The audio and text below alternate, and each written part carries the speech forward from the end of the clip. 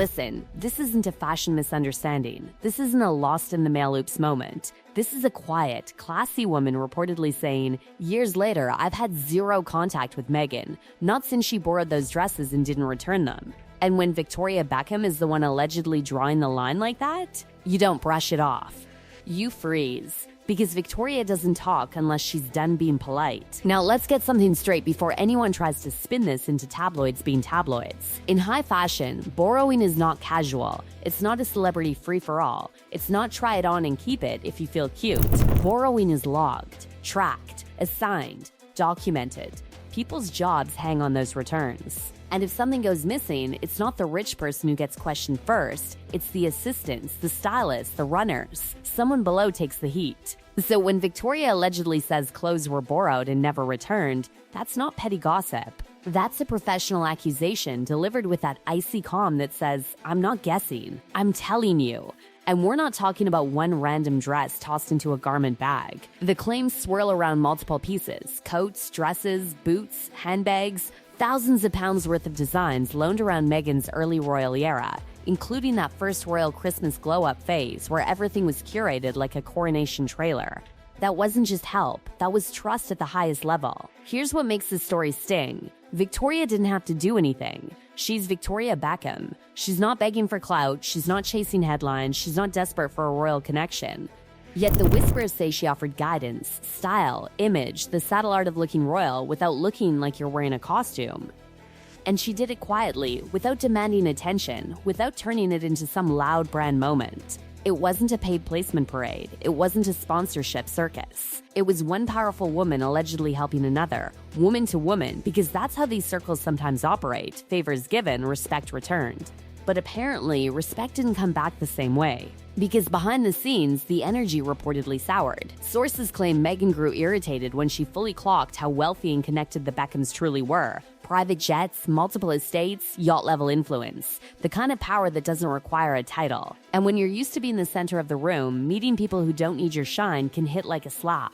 Allegedly, that irritation turned into distance. Distance turned into suspicion. Suspicion turned into cold silence. And while all that was brewing, those loaned pieces, still not coming home. Now let's go to the moment where this story stops being fashion drama and turns into full-blown social warfare. A beauty-related press item pops up. Nothing earth-shattering, not some explosive scandal, just something Meghan reportedly didn't like. And instead of asking questions quietly like people with real confidence do, the rumor is she decided she knew exactly who leaked it. Her suspicion reportedly landed on Victoria. And then, this is where it gets messy. There are claims Prince Harry confronted David Beckham directly. Not a casual, "Hey, did you hear anything?" vibe, but an accusation. A demand, like the verdict was already decided.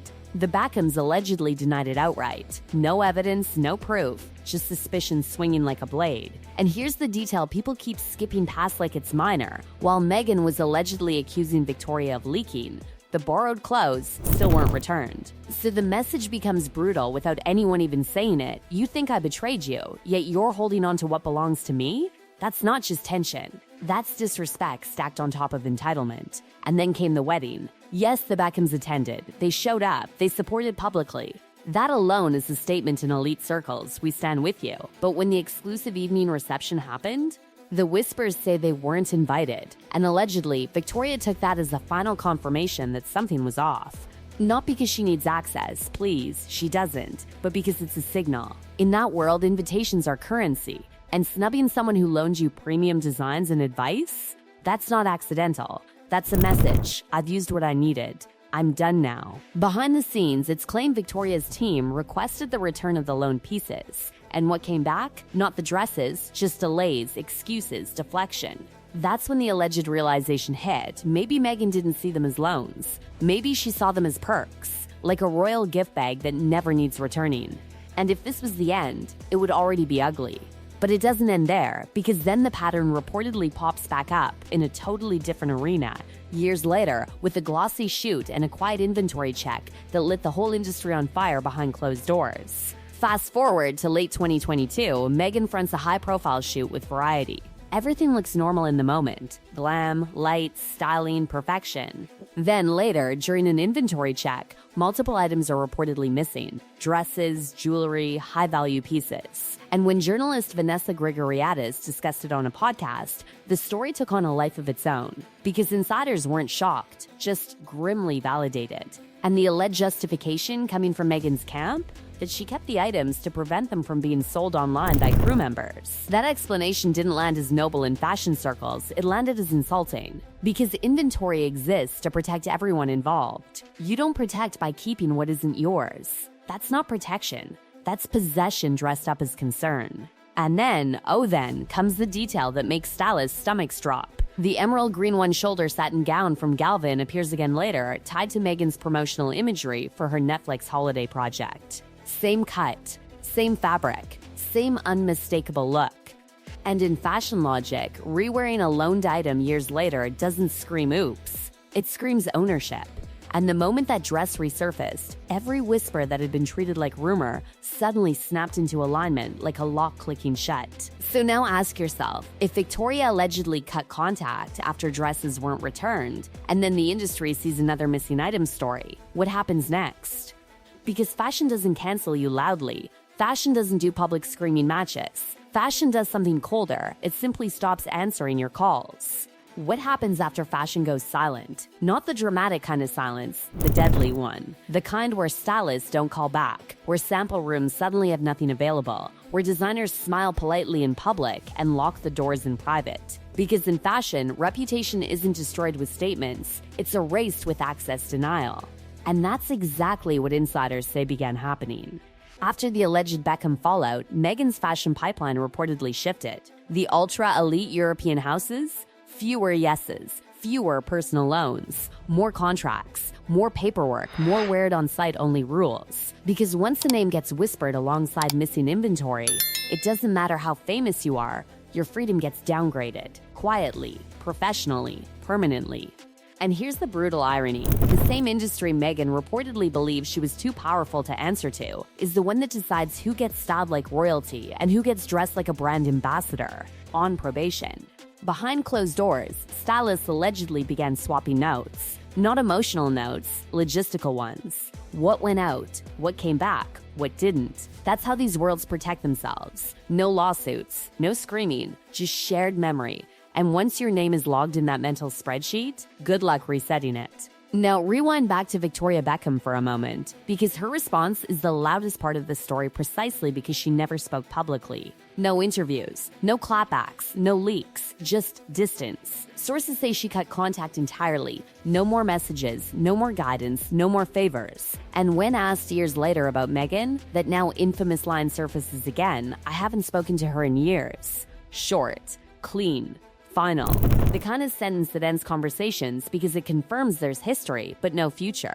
And think about what that means. Victoria Beckham doesn't burn bridges unless the bridge collapsed first. Now let's talk about the accusation that really detonated the trust. The alleged belief that Victoria leaked press about Meghan. That accusation, if true, wasn't just wrong, it was reckless. Because in elite circles, accusing someone without proof is worse than betrayal. It marks you as volatile, unpredictable. Someone who will turn allies into enemies the second paranoia kicks in.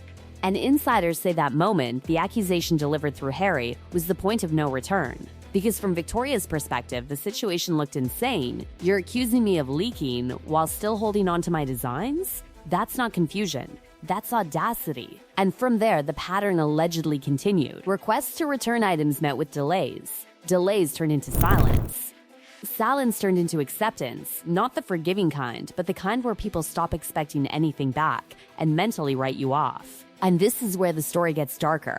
Because in fashion, when high-value items disappear, it's not the celebrity who gets investigated first. It's the assistants, the interns, the junior stylists. Careers can be destroyed over a missing gown. So when insiders heard that loaned pieces allegedly never returned, the anger wasn't about money, it was about collateral damage. Someone always pays the price.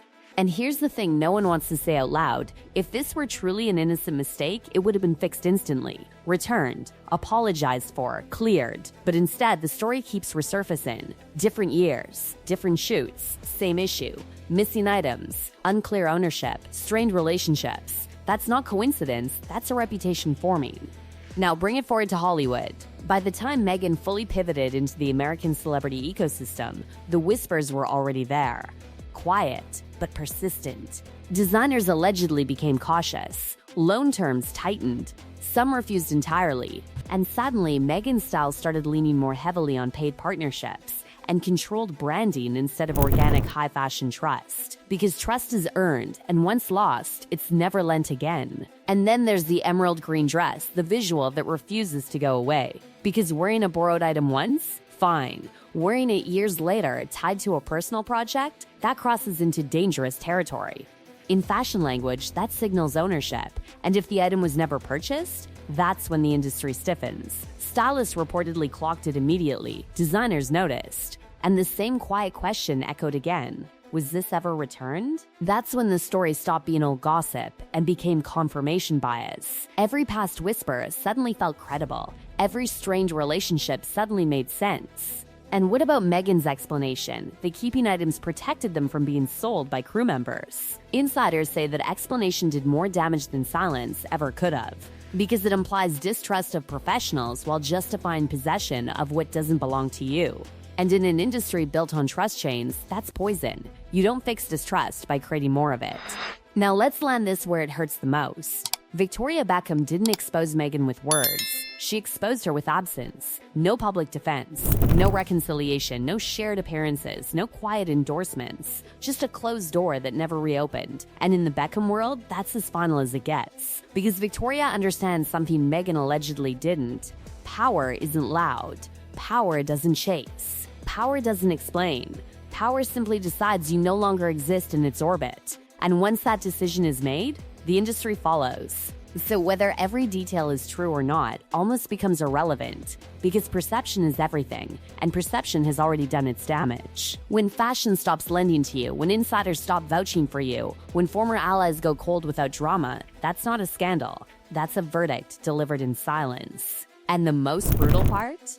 No amount of interviews, rebrands, documentaries, or glossy shoots can undo a reputation quietly filed away by the people who never forget. Because dresses can disappear, but fashion memory never does.